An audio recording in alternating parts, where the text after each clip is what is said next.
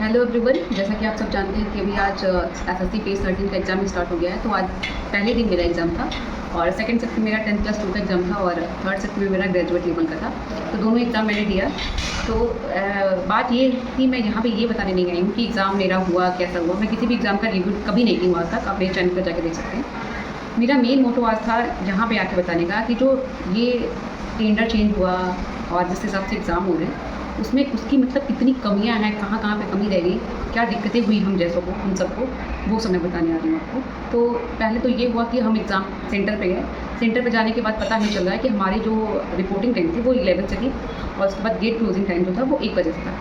तो ये था कि हमें 11 बजे से पहले वहाँ 11 बजे पहुँच जाना है और रिपोर्टिंग स्टार्ट हो जाएगी। जब हम वहाँ पे पहुँचते हैं तो हम ये देखते हैं कि रिपोर्टिंग अभी तो बच्चे 11:30 बजे के बाद बच्चे ही फर्स्ट मीटिंग वाले निकलना स्टार्ट हो रहे हैं। तो हमने सोचा ये क्या हो गया भाई। फिर हमको लगा कि रीवेरिफिकेशन जब होता है लास्ट में तो हो सकता है उसमें टाइम लग रहा हो इसी वजह से।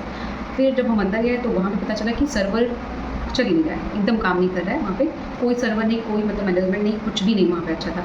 तो काफ़ी टाइम तक हमें लाइन में खड़े रखे वहाँ पे, मतलब हमको लगता है 1 से 1.5 घंटे हम खड़े थे वहाँ पे। उसके बाद फिर से वो हमें अंदर ले गए कि काम स्टार्ट हो गया, वेरिफिकेशन स्टार्ट हो गया, आप सब चलिए। हम वहाँ पे ऊपर जाके देखते हैं कि मतलब वेरिफिकेशन के नाम पे हमें बेवकूफ़ बनाया जा रहा है, कुछ नहीं हुआ वहाँ पे। वहाँ पे भी हमें लाइन में खड़ा रहना पड़ा और आधे घंटे बाद उन्होंने बोला कि सर बाईपास पास हो गया है।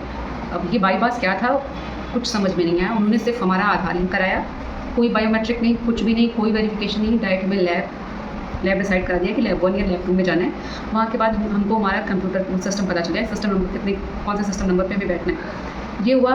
पूरा वहाँ का मैनेजमेंट इतना बेकार था कि कुछ समझ में नहीं आया कि बच्चे को कैसे हैंडल करना है। सब बच्चे परेशान हैं गर्मी की वजह से, कोई मतलब न पानी न वहाँ पे बैठने की सुविधा, कुछ नहीं, वैसे ही लाइन में खड़ा करके रखे हैं, सब कुछ पैक है वहाँ पे। आप लोग जानते हैं सेंटर कैसा होता है। इतनी दिक्कतों के बाद जब हम अपने लैब में पहुँचे, वहाँ पे एग्ज़ाम स्टार्ट हुआ, हमारा माउस काम नहीं कर रहा था, ग्लिच आ रहा था बीच बीच में कंप्यूटर के सारे स्क्रीन पे। और सबसे बड़ा बेकार सिस्टम तो ये था जो अब की बार का टेंडर है, इन्होंने ये सिस्टम ला दिया, ऐसा फॉर्मेट है कि आपको अगर क्वेश्चन बड़ा है, क्वेश्चन लेंथी है, थोड़ा सा पढ़ने में थोड़ी सी दिक्कत है, उसको काफ़ी लाइनों में दिया है, तो आपको अप एंड डाउन स्लाइड की जगह आपको यहाँ पे लेफ्ट राइट भी करना पड़ेगा। और दिक्कत वहाँ पे ये आ रही थी, हम आधा सेंटेंस पढ़ रहे थे, आधा सेंटेंस जब हम अगले स्लाइड आगे करके हम जब उस साइड का पढ़ने जा रहे हैं, राइट साइड का, तो हम लेफ्ट साइड का भूल जा रहे थे। भाई क्वेश्चन ही ऐसा था, एक तो लेवल ऐसा था कि प्रीवियस ईयर से कोई भी एग्जाम होता है, इंसान उसकी तैयारी करने के लिए सबसे पहले प्रीवियस ईयर क्वेश्चन देखता है, सब PYQ सॉल्व करके देखता है, मतलब कि कहीं से कुछ भी बहुत होगा उससे रिलेटेड ही आएगा, कुछ हाँ लेवल टफ या हार्ड ईजी हो सकता है ना। तो यही देख के सबने तैयारी की थी और सबने पढ़ा था, हम लोगों ने भी ऐसे ही पढ़ा था।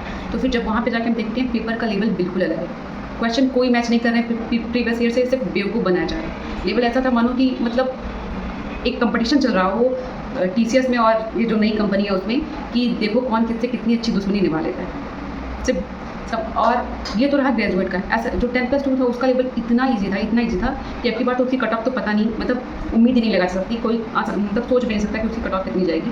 पेपर इतना आसान, ग्रेजुएट लेवल का इतना बेकार, इतना हार्ड पेपर, मतलब हार्ड उसे कहते हैं अगर वो आपके सिलेबस के अंदर रहता और उसका लेवल शायद लोग कहते हैं ना पेपर इजी था, मॉडरेट था, टफ था।